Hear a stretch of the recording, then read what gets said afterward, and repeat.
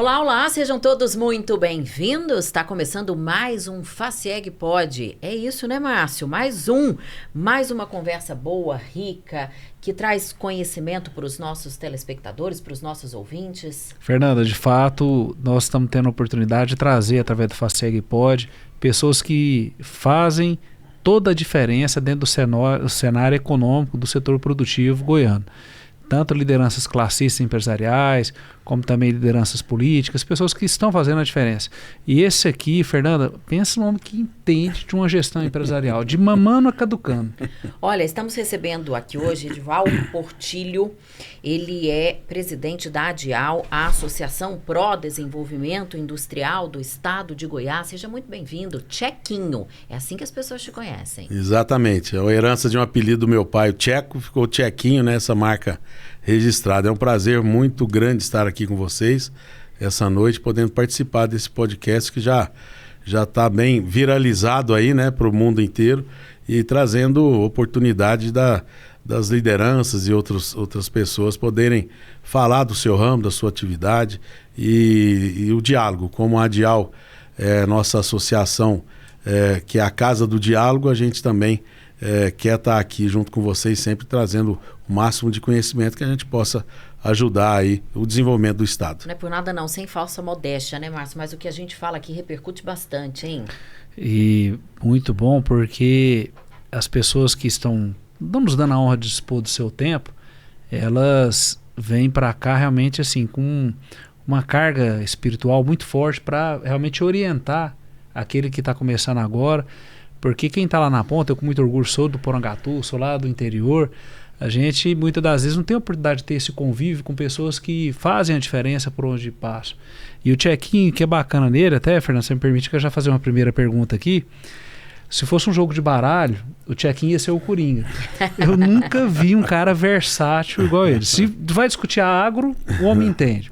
Aí você vai discutir questão de infraestrutura, o homem entende. Aí você vai para o plano da reforma tributária, o cara é uma das referências. E eu não estou falando para agradar, não, porque eu tenho a oportunidade de estar do Fórum Empresarial, de estar participando sempre com o Tchequinho.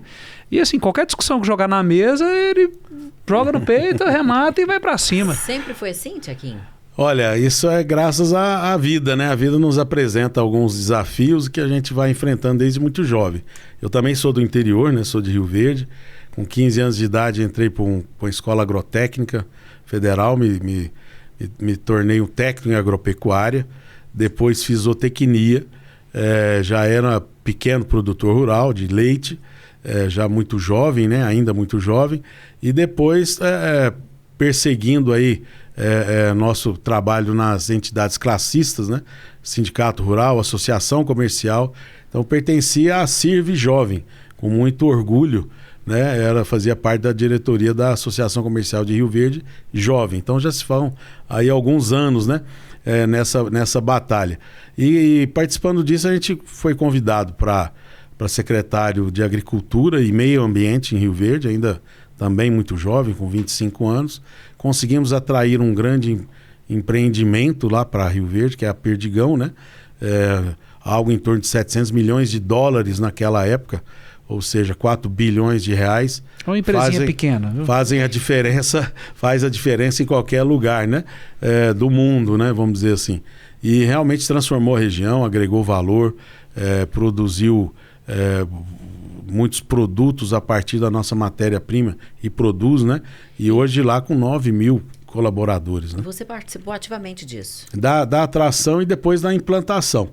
Porque finalizou o mandato, eu fiquei 2 anos como secretário, eles me convidaram para trabalhar, para vender os projetos aos produtores rurais, já que a gente tinha um relacionamento muito próximo com todos os produtores rurais da região. E além disso, começamos a resolver os problemas institucionais, burocráticos aqui em Goiânia e Brasília, e depois disso foram 16 anos, né, trabalhando na Perdigão, BRF atualmente, implantando 5 plantas Greenfield, que a gente chama, que é plantas industriais saindo do zero. E isso foi no Mato Grosso, Pernambuco, Rio Grande do Sul, então, além de outros trabalhos lá nesse período. Então, essa questão de ser o coringa, o generalista, é por conta disso. Você tem que chegar numa cidade, fazer a prospecção zootécnica, no caso de produção rural, tem que conversar com a Câmara de Vereadores, com prefeitos, tratar das questões dos incentivos fiscais de cada estado, a questão de energia elétrica, questão de acessos, e isso tudo demanda para você implementar, né, um novo segmento econômico numa região. Então a gente precisa, cada granja daquela construída precisa de licenciamento ambiental, de autorização do Corpo de Bombeiros, do poço artesiano, de energia elétrica, de convencer o produtor a financiar. Então você precisa também saber do financiamento. Então isso tudo acaba ensejando numa série de experiências, né, que aí nos traz hoje, há 14 anos já na ADIAL, sempre trabalhando o desenvolvimento econômico e social e industrial de Goiás, né?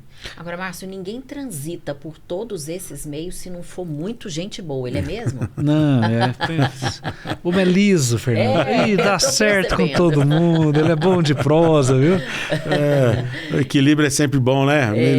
Levar para os extremos não funciona, não. É melhor a gente seguir uma trilha de mais harmoniosa que os resultados acontecem, né? Óbvio que tem contrapontos que a gente tem hora que tem que fazer com um pouco mais de veemência, né? Dependendo da situação. Tchequinho, eu lido com a associação comercial, eu sempre brinco desde a época que eu tinha cabelo. Uhum. Mas ainda assim, lidando com o movimento classista, eu confesso a minha ignorância. Eu não sabia o que era ADIAL. E a Fernanda já abriu o programa falando o que significa, né, a abreviatura ADIAL, mas um pouco além disso. O que a ADIAL, de fato, ela faz dentro do cenário econômico goiano? Tá. A ADIAL ela é uma associação privada, né, sem finalidade lucrativa, e que atua muito fortemente na competitividade industrial. Isso sempre foi o core business, foi o objetivo, a essência da ADIAL. E um dos fatores que trouxe Goiás à 7ª posição como o maior parque industrial do país foram os incentivos fiscais, né? Incentivos fiscais provocados oferecidos, disponibilizados pelo Fomentar, pelo Produzir, são programas de governo, né? E agora o ProGoiás, que em consonância ou em negociações com os governantes das épocas aí, né? A ADIAL completa esse ano 30 anos, então já se vão aí 3 décadas de trabalho, e sempre muito low profile, porque a gente trabalha muito por resultado, e os resultados para os nossos associados, que hoje são em torno de 150 empresas, a gente consegue apresentar a eles sem fazer estardalhaço. Ou seja, se a gente consegue algum avanço no setor de grãos, de soja, ou de milho, ou de frigorificados, ou de outro qualquer, de automóveis, os próprios empresários ou diretores dessas empresas sentirão isso diretamente. Então a gente trabalha focado nesses segmentos, né, atendendo pontualmente algumas indústrias, algumas operadoras logísticas que são também nossas associadas, e agora abrimos o leque também para as prestadoras de serviço, principalmente naquelas áreas complementares à cadeia industrial, como data center, pessoal da área de TI, inovação, e a gente está avançando nesse sentido, já que o horizonte aí para frente de cenário de incentivos fiscais está ficando cada vez mais complexo por conta da reforma tributária. Quantos filiados vocês têm hoje e como que faz para filiar? E qual é o público-alvo? Nós estamos com 147 filiados, indústrias, operadores logísticos e também na área da cadeia produtiva industrial, os prestadores de serviços que aderem a essa cadeia.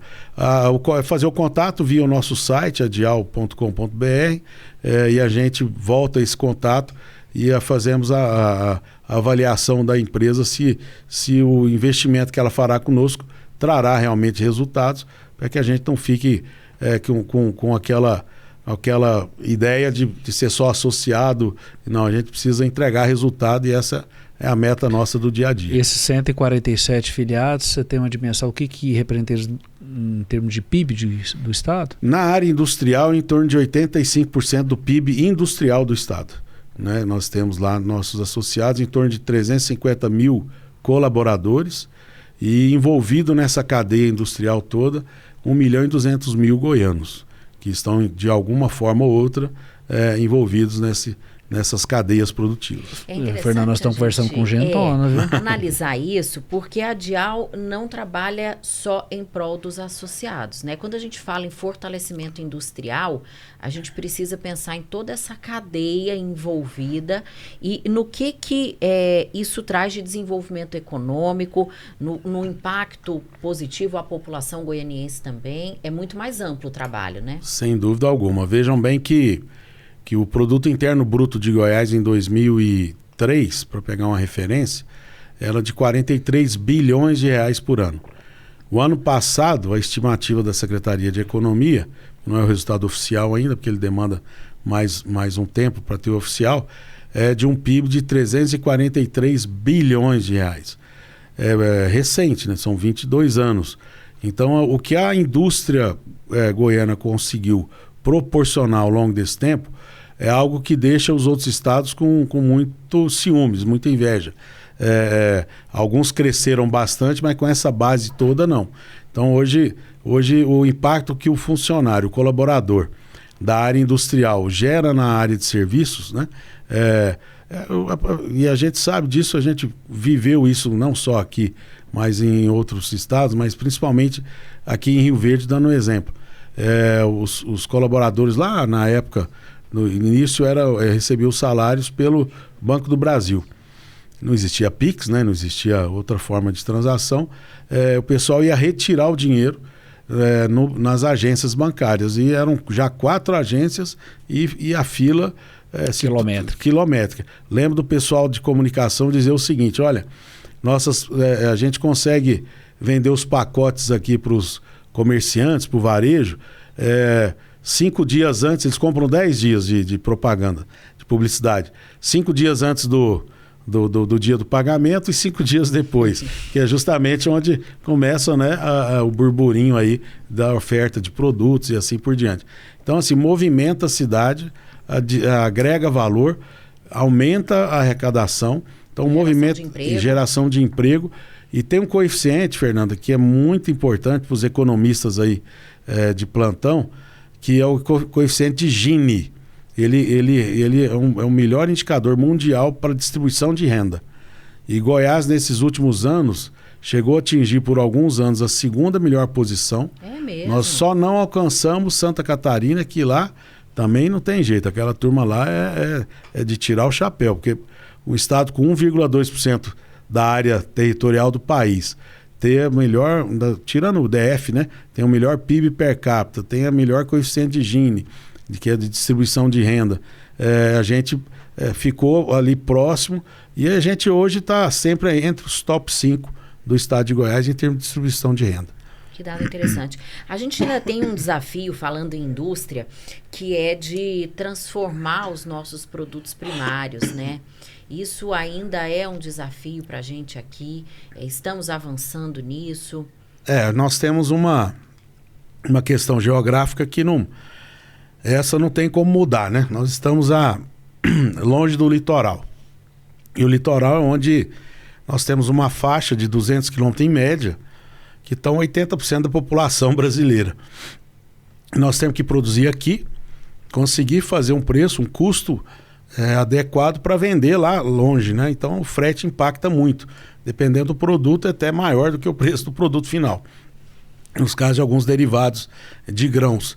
Então nós precisamos trabalhar muito nessa questão da competitividade goiana, com logística competitiva, sanidade animal e vegetal de excelência e, quem sabe, infraestrutura de primeiro mundo, para que a gente possa continuar nessa vertente de crescimento muito grande que Goiás passa já há mais de 20 anos, né? Mas vamos falar da Tempo? É tempo de falar da Tempo. É isso.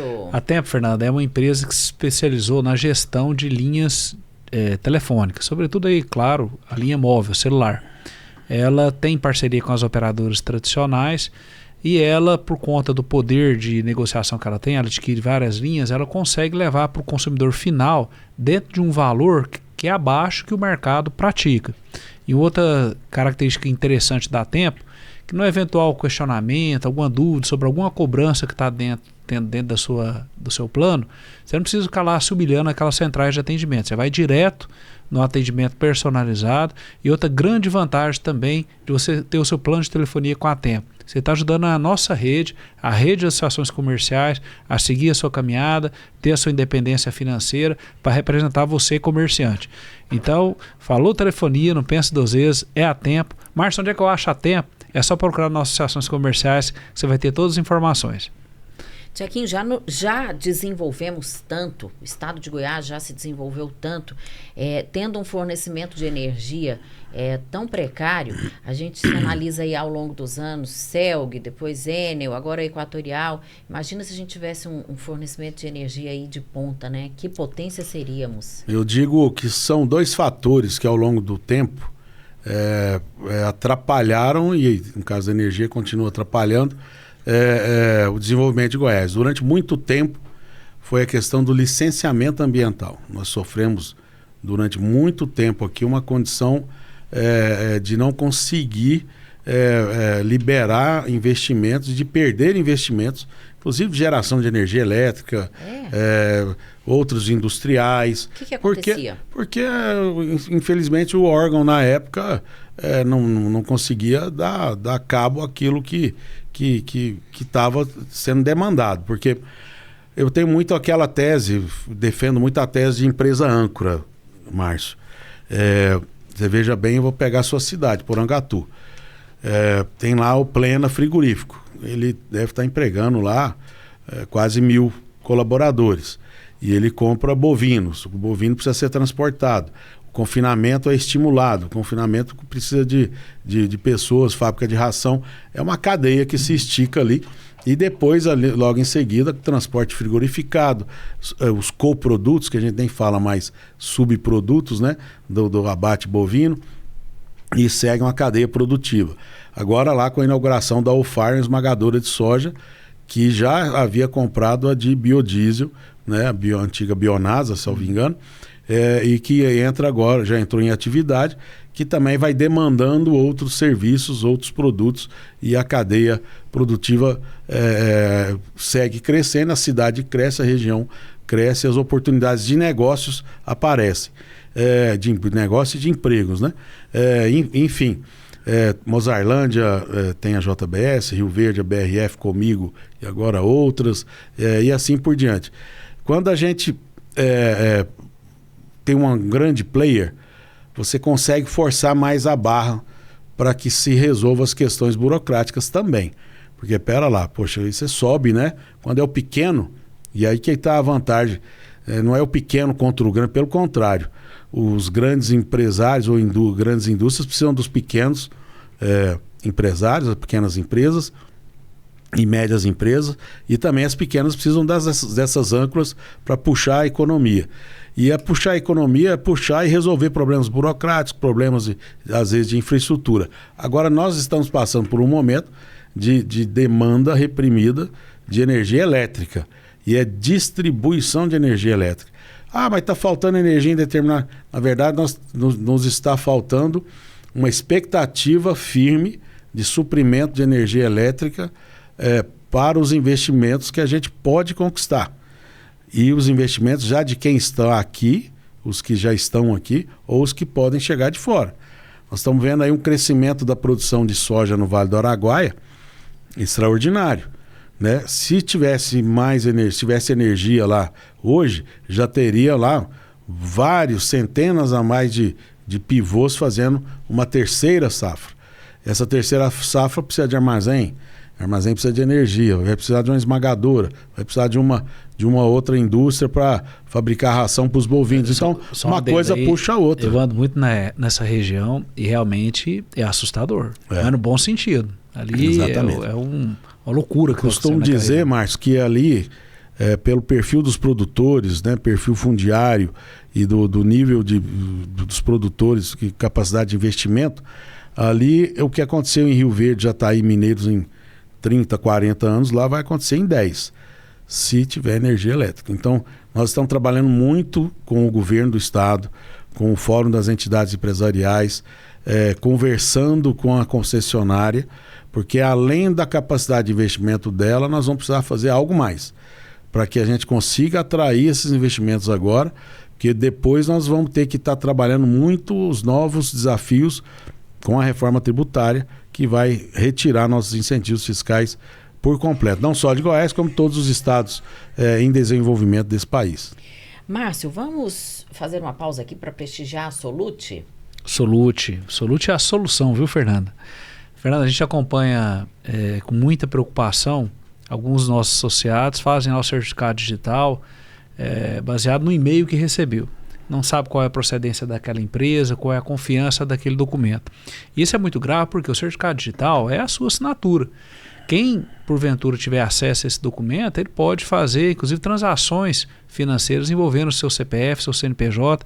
Então, você não pode brincar com isso. Você tem que fazer o certificado digital onde vai ter lastro, onde tem credibilidade. E o nosso sistema é parceiro da maior empresa do Brasil, que inclusive é a empresa goiana, que é a Solute. E outra vantagem muito bacana também é que o valor que a Solute trabalha, um valor bem abaixo que o mercado pratica, e você está fortalecendo a sua rede, a rede de estações comerciais, a entidade que te fortalece. Então, falou certificado digital, é na associação comercial. A Equatorial, a gente ainda falando de energia elétrica, chegou com muitas promessas, né? Mas esses investimentos que o senhor mencionou, eles já deveriam estar sendo feitos, né? Olha, eu respeito a Equatorial como qualquer outra empresa privada, que você precisa responder com resultados aos acionistas daquela empresa. Então, cada empresa tem estabelece uma taxa, dependendo do segmento da empresa, do porte, uma taxa de retorno do capital investido. Se é 10% ao ano, se é 12%, se é 15%, se é 20%, aí cada um estabelece, essas diretorias estabelecem, os acionistas, né? O Conselho de Acionistas estabelece esses números. Agora, a gente sabe que ela não vai conseguir, por mais recursos que tenha, dar uma taxa de retorno acionista se investir em um ano tudo que o Estado de Goiás demanda hoje. Ela vai cadenciando os investimentos, atendendo, obviamente, primeiramente, os centros urbanos, né? Que é a questão do princípio da coletividade, da questão humanitária também, né? Que você faz um investimento dentro da cidade de 1 quilômetro, você atende quantas mil famílias, no caso de uma cidade tipo Goiânia, né? Tantos prédios, assim por diante.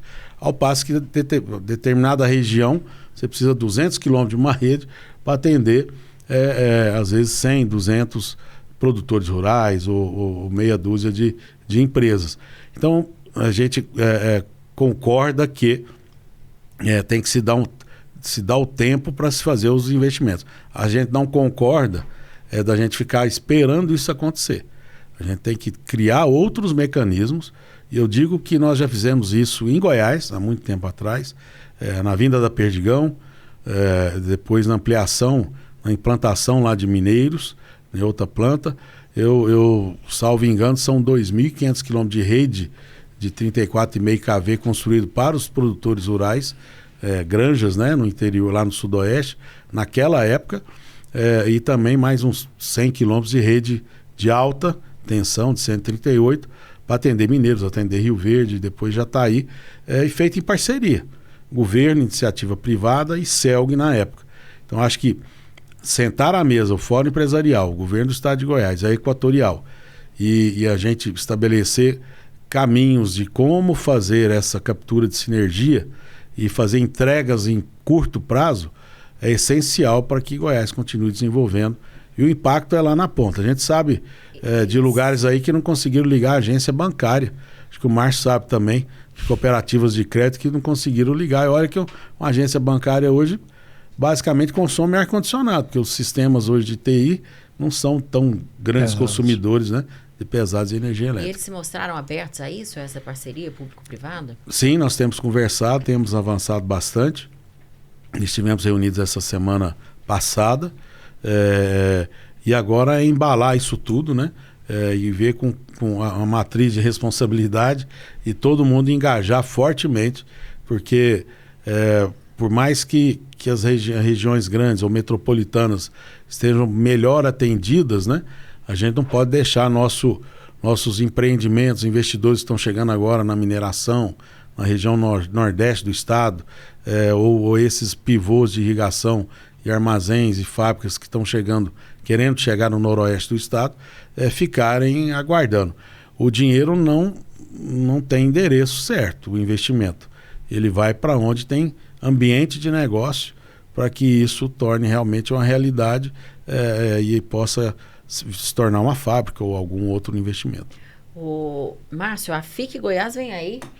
Vem a FIC Goiás, é um super evento onde diversas instituições de peso se uniram para fazer um evento realmente para mostrar a força da economia goiana.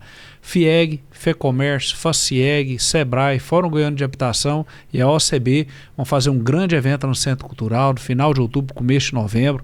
Nós vamos, através das nossas redes sociais, fazer uma boa divulgação, mas a gente já está antecipando aqui, dando spoiler, para você já ir acompanhando a atuação desse grande evento, porque realmente ele vai impactar a economia goiana.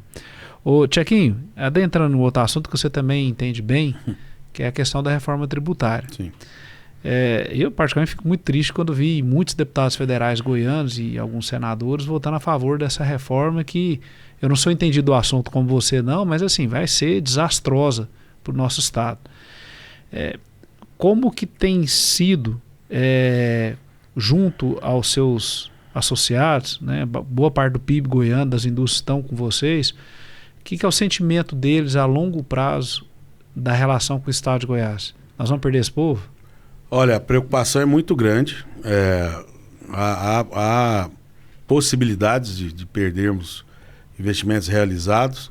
Nós precisamos e já estamos trabalhando de tentar identificar possíveis gargalos que essas empresas enfrentam já hoje para a gente sanar e que poderão enfrentar no futuro. Vejam bem que o secretário extraordinário, né, da reforma tributária, contratado pelo Ministério da Indústria e Comércio, o senhor Bernardo Api, um economista renomado, com um currículo realmente muito bom, só que pago por um centro de pesquisa e de estudos por empresas eminentemente paulistas, né? E meras coincidências. Meras coincidências. E aí ele vem trabalhando isso há um longo tempo. Nós da ADIAL e outras entidades, ADIAL Brasil também, em Brasília, sempre combatemos as outras iniciativas de reforma tributária do jeito que traziam. E essa acabaram conseguindo formar um rolo compressor, né?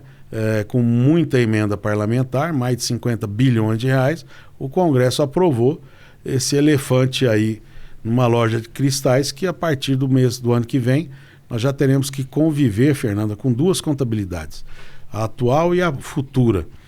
E aí levando na essência um problema que é produzir, faturar ou pagar o imposto no destino. Então nós somos um estado extremamente exportador dos seus produtos, né? A gente vende tudo fora, somos 7 milhões de habitantes. Se a gente fosse ter indústria para atender 7 milhões de habitantes, nós não estaríamos com esse PIB de 343 bilhões de reais. Estaria com um PIB aí de 50 bi, 60 bi. Então assim, o que a gente faz 80% é vendido fora. Pois bem, o próprio Bernardo Api, que a gente está comentando, no mês de abril, agora recente, mês de fevereiro, desculpa.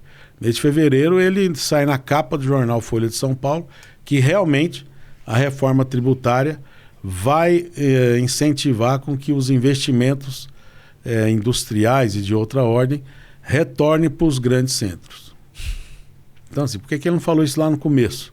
Né? Deixou para falar depois. Porque ele não sabia. Não sabia, né? Então, aí depois que passou pelo Congresso, e agora o Congresso está diante de uma situação que precisa votar as leis complementares. Está todo mundo perdido, as empresas estão com papel branco na mão para saber o que fazer, e a gente começa agora a tentar diagnosticar uma a uma dessas maiores para ver se o gargalo é logístico, em que pega. Imagine bem se também todas essas empresas, vamos pegar o ramo farmacêutico, resolvam ir para São Paulo, e aí quem é que vai desembaraçar esse tanto de produto que é desembaraçado na aduana daqui do Porto Seco de Anápolis? Guarulhos vai dar conta? Já não está dando conta hoje.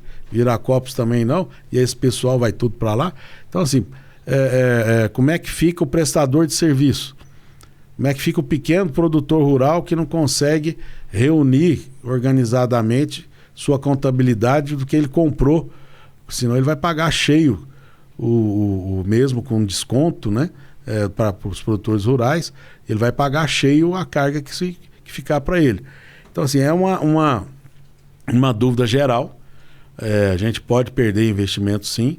Aqueles que são mais relacionados ao agronegócio ou mineração, realmente muito mais difícil, mas novos investimentos e etapas de industrialização poderão deixar de vir, né? Porque ficar mais perto do grande centro é uma condição melhor na questão da reforma tributária. É mais perigoso deixar de vir do que esses que já estão estabelecidos aqui se evadirem, por conta do know-how já conquistado, por conta da dificuldade que é você fazer uma mudança de estrutura física também, né? Sem dúvida. Mas assim, Fernanda, veja bem, tem produtos, aí vai depender do segmento.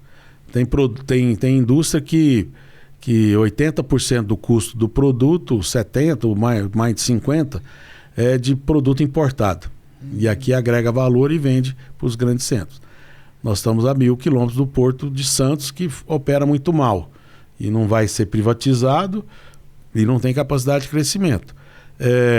Estamos aí desenvolvendo, até amanhã estaremos indo com algumas cooperativas, lá com o nosso parceiro Luiz da OCB, lá no Porto do Açu, que nós estamos tentando desenvolver outro caminho para o mar aí, através do Porto do Açu, um porto privado, e que já foca aqui no Triângulo Mineiro e em Goiás para suas operações de commodities, né?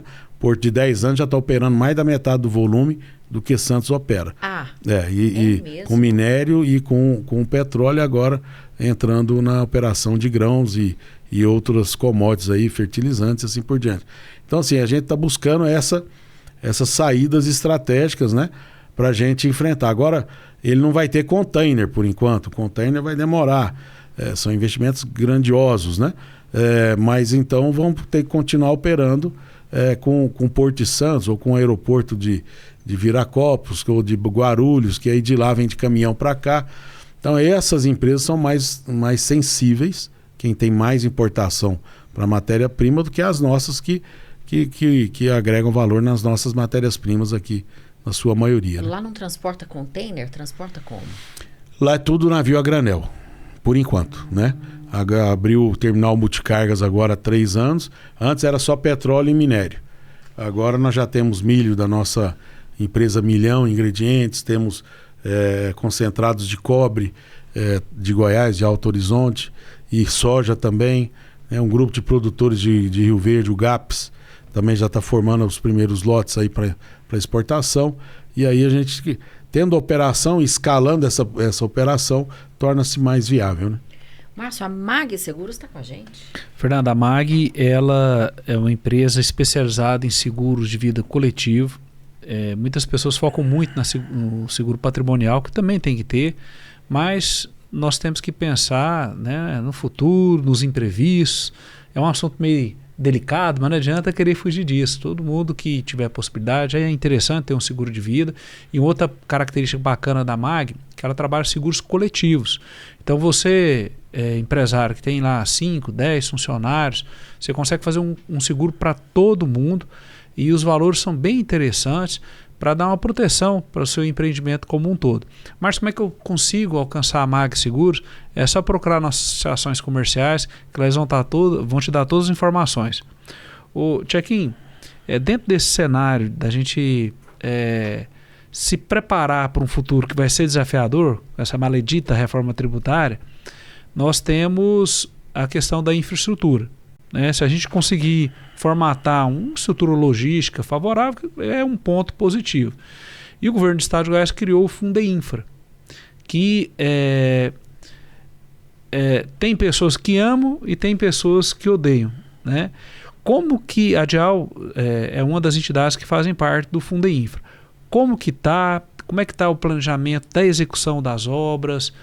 Foi um acerto, foi um erro do governo? Qual que é a sua visão sobre esse tema? Olha, eu entendo que o investimento em infraestrutura, ele retorna aos atores econômicos de forma muito rápida, né? Seja do produtor rural, que é o que contribui, nesse caso específico, ao Fundeinfra, seja a cadeia industrial, processadora desses produtos, seja o próprio Estado, que isso há um incremento, né, de produção e acaba aumentando o movimento econômico e a arrecadação, mas nós precisávamos ter uma captura de sinergia mais forte entre os entes privados, públicos e também os órgãos de controle. Hoje há uma certa insegurança na aplicação desses recursos, tanto é que ainda são mais de 2 bilhões que estão na conta, né, rendendo aplicação financeira, que aquilo não deveria estar rendendo aplicação financeira lá, deveria estar no asfalto, mas eu sei das dificuldades burocráticas que a nossa legislação impõe. Então eu acho que o bom senso deveria imperar mais em um diálogo mais próximo, para que a gente, junto com o Tribunal de Contas, com o Ministério Público, com outros órgãos de controle, os órgãos de governo e as entidades privadas, que lá a gente está representando a parte privada dentro do Conselho do Fundeinfra, a DIAL, a OCB, as cooperativas, a FAEG, a Federação da Agricultura, e a ProSoja, que é dos plantadores de soja e milho. A gente, junto com esses demais stakeholders aí, precisamos trabalhar mais com afinco aí para a gente destravar. E tá andando, né? Mas a gente precisa de velocidade. Nós estamos aí com 2032 muito próximo. Então, e obra não é simples. Se a burocracia ainda emperra, se do modelo que não está bom, não está seguro, confortável para os órgãos reguladores, vamos tentar encontrar outra modalidade, né? Mas não pode o cidadão goiano ficar aguardando que isso aconteça a longo prazo, e aí ele perca a oportunidade de ter ao lado da cidade dele alguns investimentos que possam dar condição e oportunidade de trabalho para a família dele, para ele próprio. Ou seja, nós temos regiões aqui muito carentes de infraestrutura rodoviária, né, que emperram o desenvolvimento.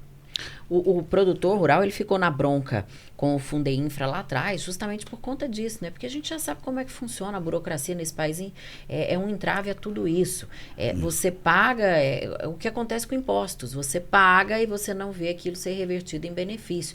É mais ou menos o que está acontecendo com o Fundeinfra, a morosidade para que essas obras saiam do papel. Essa morosidade remete aos outros impostos que a gente paga cai na vala comum dos impostos e taxas que a gente paga no Brasil, né? Que é uma carga tributária extraordinária, escorchante, e a gente não ouve falar em nenhum movimento de reforma tributária, né? Acho que é outro assunto que muito antes da reforma administrativa, muito antes da reforma tributária, a gente teria que ter a reforma administrativa para ir enxugando o Estado.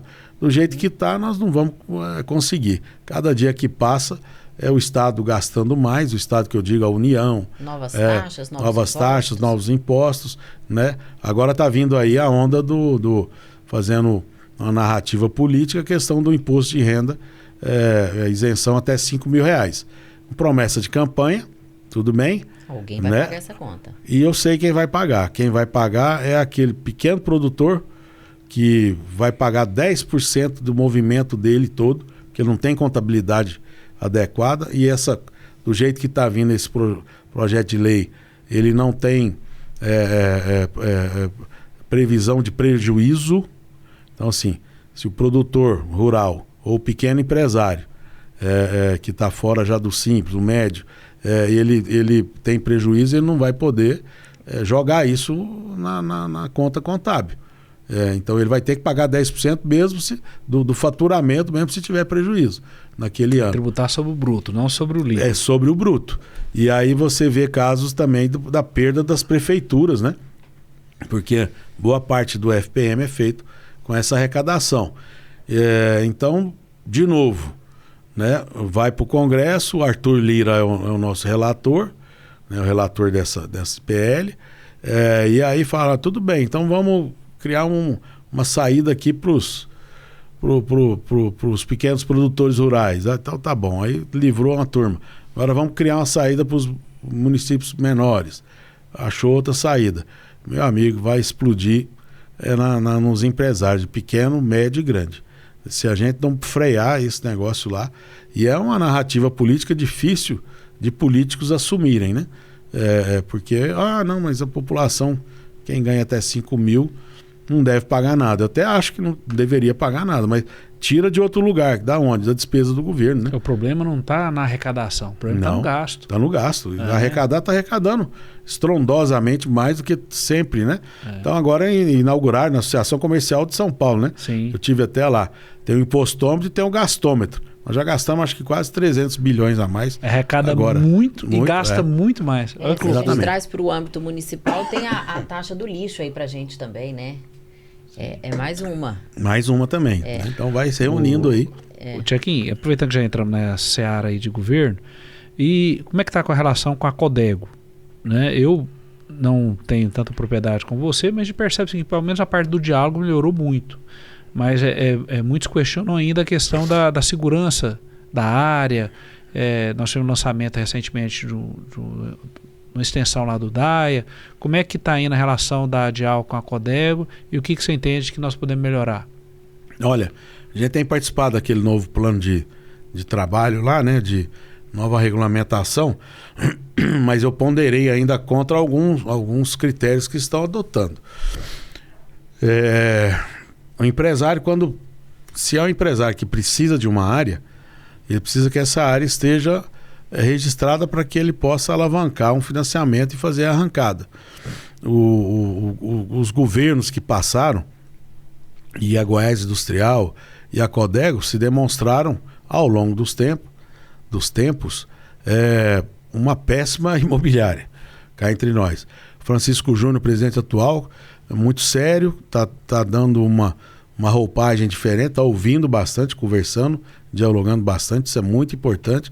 Mas eu acho que o que é já distrito consolidado deveria passar para a Associação das Indústrias daquele local.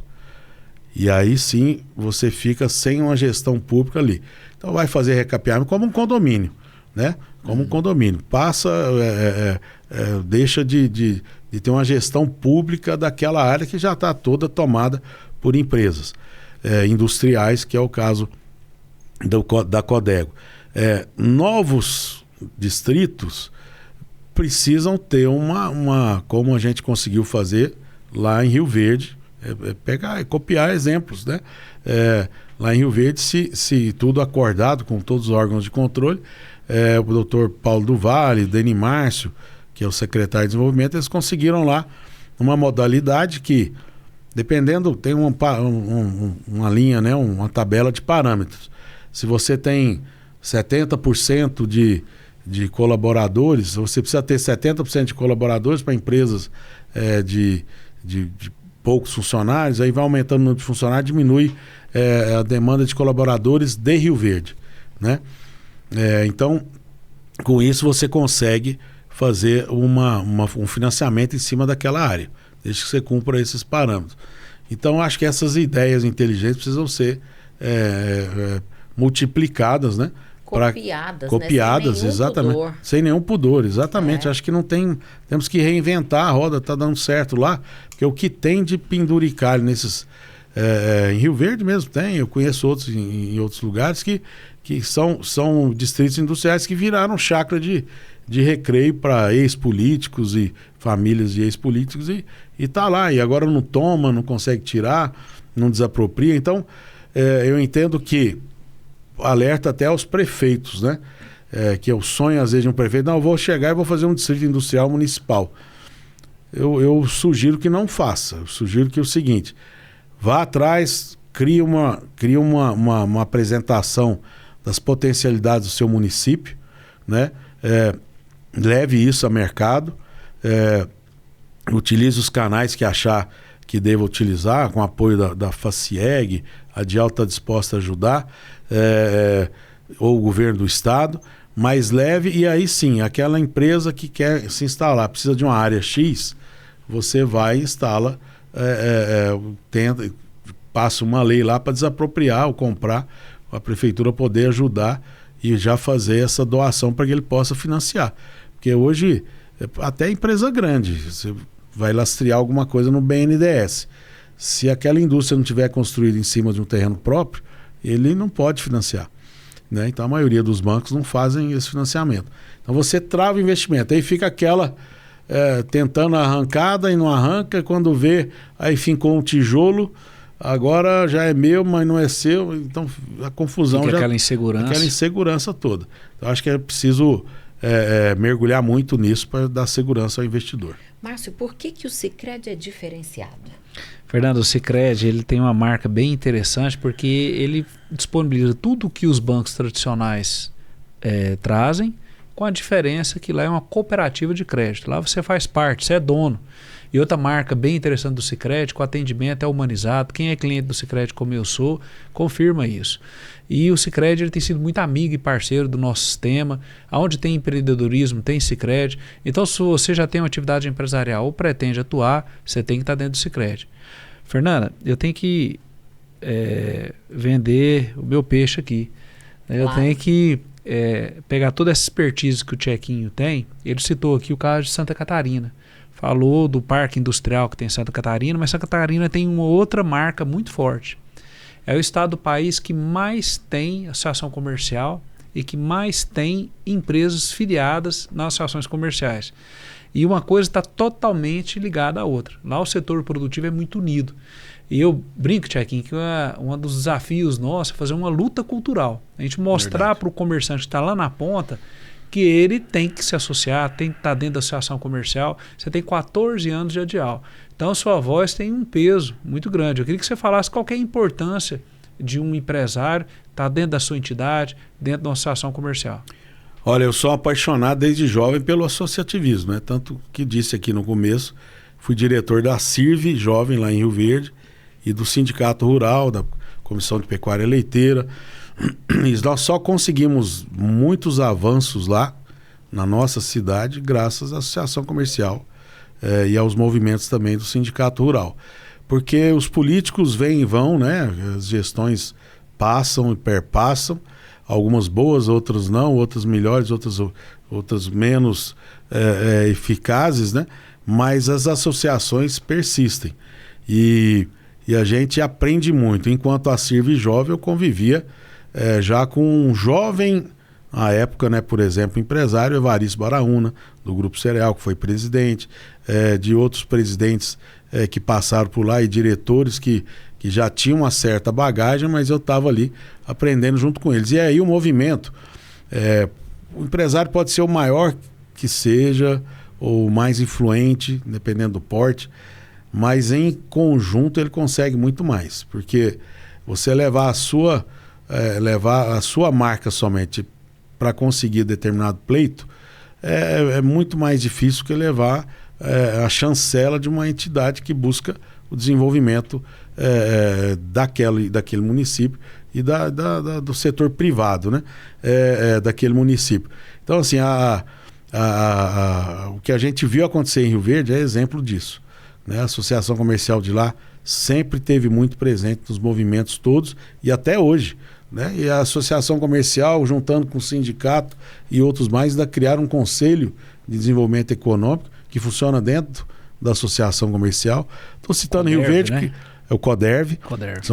Acho que são 50 entidades, maçonaria também está junto. Então, assim, esse associativismo, ele garante muito mais força do que você ficar isolado, e as informações chegam lá primeiro, né?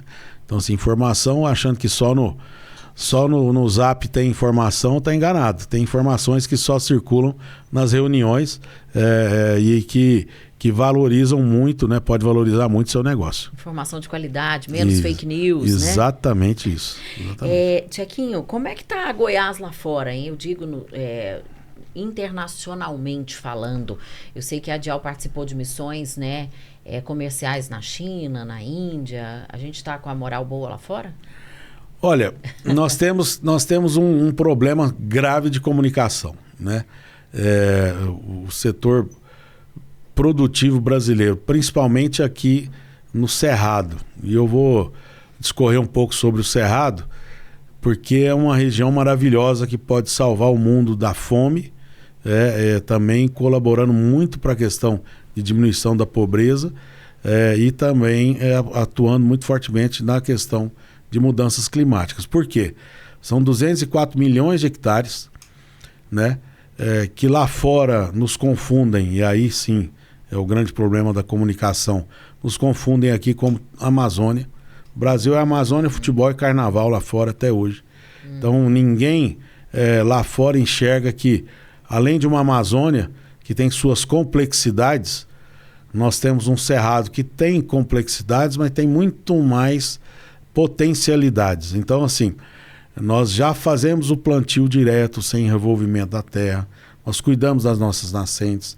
Nós temos desses 204 milhões de hectares, Fernanda, 52,2% de vegetação nativa, né? 12% com grãos, cana e oleaginosas, e 30% de pastagem. Em Goiás é mais ou menos os mesmos números, tá? E Goiás é mais de 95% cerrado. Então, genuinamente, no Cerrado brasileiro, Goiás, ele deve, né, ser o líder de defender a produção de alimentos, a industrialização de alimentos e a captura de carbono, né, da atmosfera com as nossas práticas que nós já usamos, né? Nós temos aqui práticas hoje de agricultura regenerativa que lá no hemisfério norte não se aplica por causa do clima. Lá gela, esfria, então nós temos uma janela pequena. Nós temos a safra e a safrinha, segunda safra, que já não é safrinha mais, primeira e segunda safra plantada na mesma área, no mesmo espaço. Se vier a energia elétrica, nós teremos aí irrigação. Ah, mas aí acaba com o rio? Não. Nós temos aqui um período de chuva tão grande, tem lugar no Cerrado que chove 2.700 milímetros por ano, né? Aqui na nossa região, 1.600, 1.800. Essa água que estava caindo até esses dias, caía aqui no Vaca Brava, no Cascavel, ou aqui e vai para o Meia Ponte e vai para o mar. Daqui 3, 4, 5 dias está lá no mar e já tem água demais. Então nós temos que reservar essa água no período chuvoso, utilizar na seca. E precisamos transferir tecnologia para o pequeno produtor lá no campo, porque ele é que ajuda as pequenas cidades. E não está chegando mais porque as hematérias se esgotaram, né? Nós precisamos, então, mostrando que aqui tem potencial de alimentar o mundo, de gerar emprego com a industrialização de alimentos e de capturar carbono com plantio. Cana captura 200 toneladas por hectare ano de carbono equivalente da natureza, da atmosfera. Uma floresta antiga, 25. Floresta velha da Amazônia, 25. Não é que tem que tirar lá nada e para plantar cana, não é isso. Mas o plantio de 2 safras na mesma área, plantio de cana, plantio de outras cultivares, e a pastagem também cultivada, captura e sequestra muito carbono e deposita no solo.